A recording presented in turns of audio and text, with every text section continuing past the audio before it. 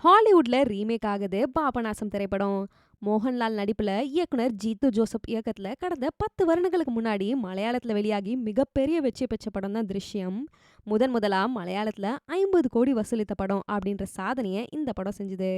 அதை தொடர்ந்து தமிழ், தெலுங்கு, கன்னடம், இந்தி மட்டும் இல்லாம சீன மொழியிலயும் இந்த படம் ரீமேக் செஞ்சு வெளியிடப்பட்டுச்சு.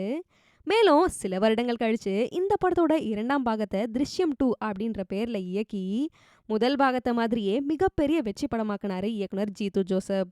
இந்த இரண்டாம் பாகம் இந்தியில மட்டுமே ரீமேக் செய்யப்பட்டுச்சு. இந்த நிலையில இந்த படம் ஹாலிவுட்ல ரீமேக் செய்யப்பட இருக்கு. இந்த படத்தோட 2 பாகங்களையுமே 10 மொழிகள்ல ரீமேக் செய்யும் உரிமையை ஹாலிவுட்ல இருக்க பிரபல தயாரிப்பு நிறுவனமான பனோரமா ஸ்டுடியோஸ் கைப்பற்றியிருக்காங்க.